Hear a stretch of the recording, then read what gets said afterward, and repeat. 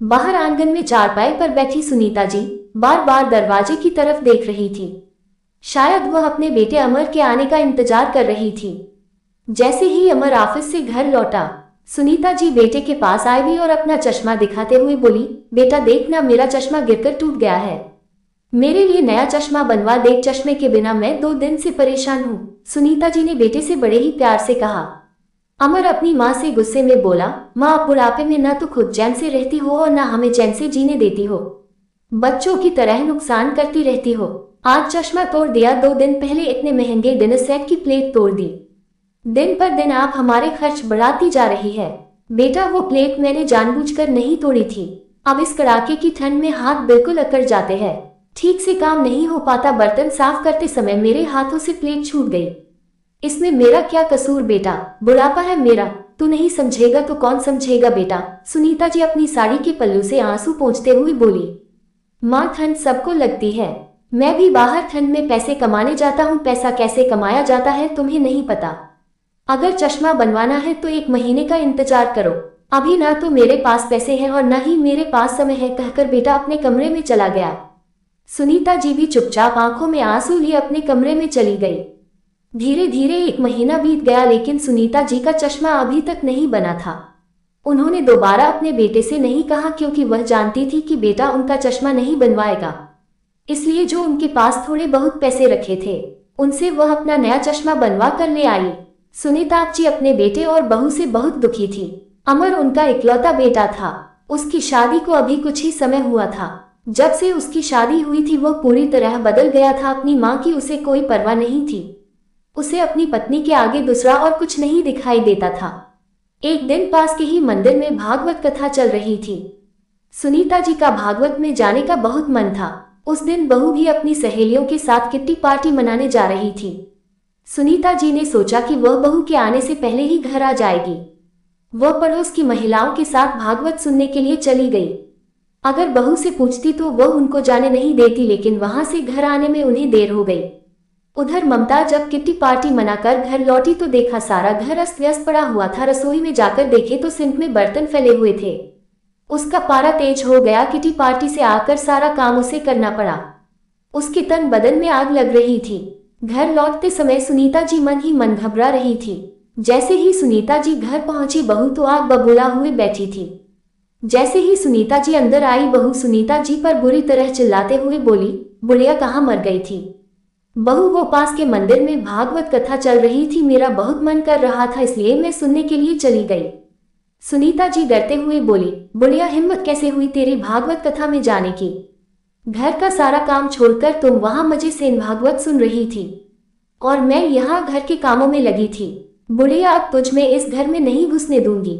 अब सारी जिंदगी भागवत ही सुनते रहना। बहू सुनीता जी का हाथ पकड़कर बाहर की तरफ वापस धक्का देते हुए बोली, और आने दे आज तुम्हारे बेटे को। आज फैसला होकर रहेगा, या तो तू इस घर में रहेगी या मैं। सास को घर के बाहर की तरफ धक्का देते हुए बहू ने घर के दरवाजे को बंद कर लिया। सुनीता जी रोते हुए बहू से दरवाजा खोलने को बोल रही थी। बहू एक बार दरवाजा खोल दे, मुझे घर से बाहर मत निकालो। मैं कहाँ जाऊंगी, इस घर से मेरी बहुत सारी यादें जुड़ी है, यह घर मेरे पति ने बनवाया था। सुनीता जी बाहर से गिड़गिड़ाती रही। रात के 9 बज गए। सुनीता जी ठंड में बाहर दरवाजे पर बैठी सिकुड़ती रही, लेकिन बहू ने दरवाजा नहीं खोला। थोड़ी देर बाद जब सुनीता जी का बेटा घर लौटा तो सुनीता जी भागकर बेटे से लिपट गई और बोली, बेटा बहू ने मुझे घर से निकाल दिया, वह मुझे अंदर नहीं आने दे रही। बेटा सुनीता जी को अपने से दूर हटाते हुए बोला, माँ गलती आपकी ही होगी, आप भी तो घर में आराम से नहीं रह सकती हो। ये नहीं कि चुपचाप एक कोने में पड़ी रहो। 2 रोटी भी आपसे चैन से बैठकर नहीं खाई जाती। बेटा भी सुनीता जी पर भड़कने लगा, पता नहीं तुमने क्या किया होगा, अब जाकर मुझे अपनी पत्नी को मनाना पड़ेगा। बेटे की बातें सुनकर सुनीता जी हतप्रभ रह गई। उन्हें अपने बेटे से ऐसी उम्मीद नहीं थी। उन्होंने सोचा कि बेटा मुझे ऐसी हालत में देखेगा तो दुखी हो जाएगा, लेकिन उसे तो माँ से ज्यादा पत्नी का ख्याल है। बेटा अपनी पत्नी को मनाने अंदर गुस्से में बोली, देखो अमर, मैं अब तुम्हारी माँ को और बर्दाश्त नहीं कर सकती। अब मैं उस बुढ़िया को घर में नहीं घुसने दूंगी। तुम अपनी माँ को वृद्धाश्रम छोड़कर आओ। अगर तुम ऐसा नहीं कर सकते तो मैं आज ही अपने मायके चली जाऊंगी। ममता तुम्हें पता है ना, मैं तुम्हारे बिना नहीं रह सकता, फिर क्यों अपने मायके जाने की बात करती हो। अगर तुम चाहते हो कि मैं अपने मायके ना जाऊं तो फिर जल्द से जल्द अपनी माँ का इंतजाम कर दो, क्योंकि तुम्हारी माँ मुझे फूटी आंख नहीं सुहाती है। अरे तुम ही नहीं, मैं खुद भी परेशान हूँ इस बुढ़िया से और इसके खर्चों से। तुम बिल्कुल भी टेंशन मत लो, जैसा तुम कहोगी मैं बिल्कुल वैसा ही करूंगा। मैं जल्दी ही माँ का किसी वृद्ध आश्रम में इंतजाम कर दूंगा। प्लीज अब गुस्सा मत करो और ये देखो, मैं अपने और तुम्हारे लिए गोवा की टिकट लेकर आया हूँ। 2 दिन बाद हम लोग गोवा घूमने जाएंगे। वहां से आने के बाद मैं माँ को वृद्धाश्रम छोड़ दूंगा। अमर ने पत्नी को मना लिया। कमरे के बाहर खड़ी सुनीता जी ने जब बेटे के मुंह से ये सब सुन तो उनके पैरों तले जमीन खिसक गई। उन्होंने कभी सपन में भी नहीं सोचा था कि उनका बेटा उन्हें ये दिन भी दिखाएगा। सुनीता जी आज अपने पति को याद करके आंसू बहा रही थी। सही कहते थे आपकी, भविष्य का कुछ पता नहीं कि आगे चलकर कब क्या हो जाए। कुछ नहीं पता औलाद बुढ़ापे में कब साथ छोड़ दे।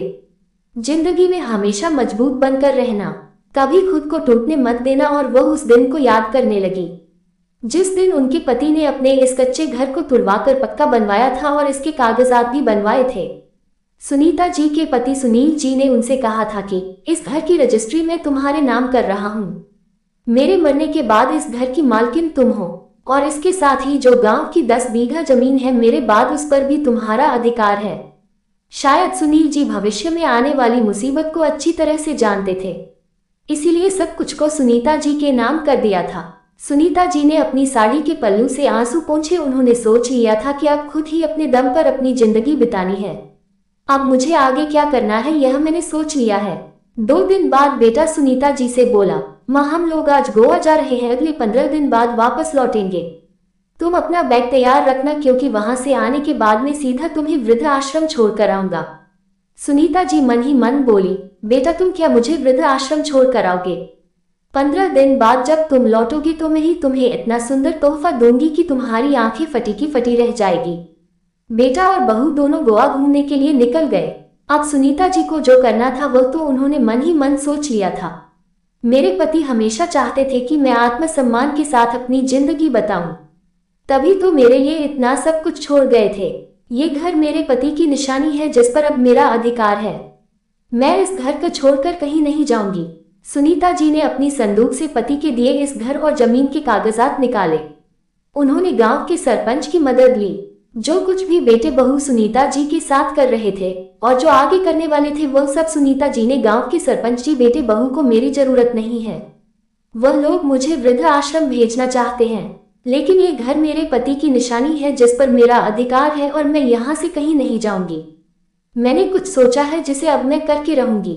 जब बेटे बहू को मेरी जरूरत नहीं है तो मुझे भी उनकी कोई जरूरत नहीं है। सुनीता जी ने सरपंच जी से कुछ सलाह मशवरा किया।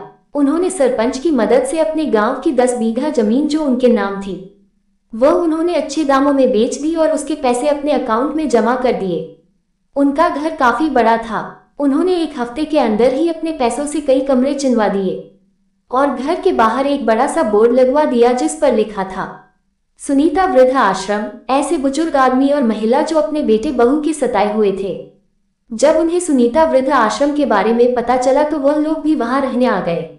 जब 15 दिन बाद बेटा और बहू घर लौटे तो उस बड़े से बोर्ड को पढ़कर दोनों की आंखें फटी की फटी रह गई।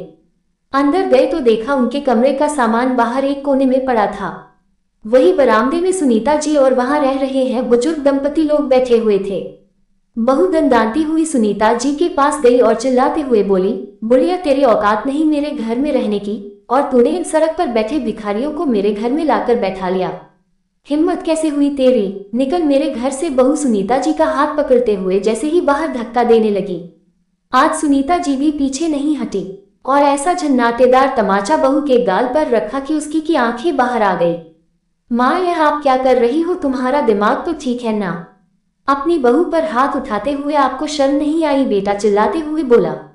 आवाज नीची करके बात कर बेटा, मत भूल तू मेरे घर में खड़ा है जो अब सुनीता वृद्ध आश्रम में बदल चुका है। माँ ये आप पागलों जैसी बातें क्यों कर रही हो? एक बोर्ड लगा देने से यह घर वृद्ध आश्रम नहीं बन जाएगा। इस बोर्ड को अभी निकलवाओ। इस बोर्ड को निकलवा भी मत देना क्योंकि अब रजिस्टर में ये सुनीता वृद्ध आश्रम के नाम से दर्ज हो गया है। अगर इसके साथ तुमने जरा सी भी छेड़खानी की तो पुलिस को बुलाने में मुझे जरा भी देर नहीं लगेगी। सुनीता जी बेटे की तरफ घूरते हुए बोली। अपनी माँ का गुस्सा और जोश भरी बातें सुनकर अमर थोड़ा नर्म होकर अपनी माँ से बोला, माँ तुमने ये सब क्या कर दिया, मेरे घर को वृद्धाश्रम क्यों बनवा दिया? मैं तुम्हारा इकलौता बेटा हूँ, अपने बेटे के साथ ऐसा करते हुए तुम्हें जरा सी भी दया नहीं आई? अपना घर होते हुए तुम्हारे बेटे बहुत दर दर की ठोकरें खाएंगे, क्या तुम्हें अच्छा लगेगा? क्यों बेटा, आज मैंने तुम लोगों को घर से निकाल दिया तो तुम कह रहे हो कि कहाँ जाएंगे? और जब तू पत्नी के कहने पर मुझे वृद्ध आश्रम भेजना चाहता था, तब तूने अपनी इस बूढ़ी माँ के बारे में एक बार भी नहीं सोचा कि जिस माँ ने तुझे जन्म दिया, पाल पोस कर तुझे बड़ा किया, तेरे लिए रात दिन एक दी, तेरी खातिर अपने सभी इच्छाओं को मार दिया, आज उसी माँ को तू वृद्ध आश्रम भेजना चाहता था? बेटा बहुत सह लिया, लेकिन अब और नहीं, अब मैं तुम्हारे हाथों की कठपुतली नहीं बनूंगी।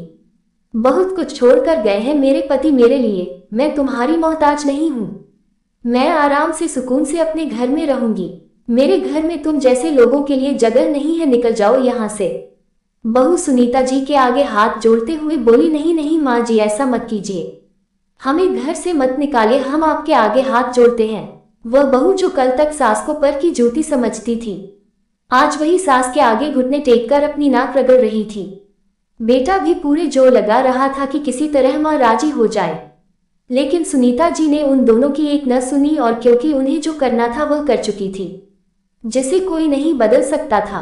दोस्तों, आज बेटे और बहू ने अपने ही पांव कुल्हाड़ी मार ली थी।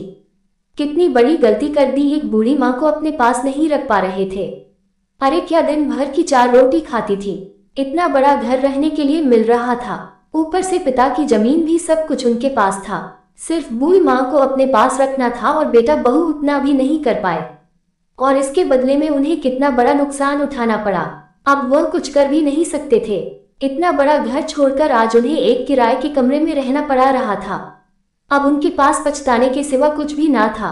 दोस्तों, यह है बात, सच है, हम अपने माता पिता से बहुत सारी उम्मीदें करते हैं, उनका सब कुछ लेना चाहते हैं, लेकिन अपने माता पिता को अपने साथ नहीं रखना चाहते। जबकि बुढ़ापे में माता पिता अपने बच्चों से कोई धन दौलत नहीं चाहते, वो चाहते हैं तो सिर्फ 2 वक्त का खाना और थोड़ा सा प्यार और सम्मान। अगर आपको वीडियो अच्छी लगी तो इस वीडियो को लाइक करके चैनल को सब्सक्राइब कर देना। आपका एक सब्सक्राइब मेरे लिए 1 लाख के बराबर है।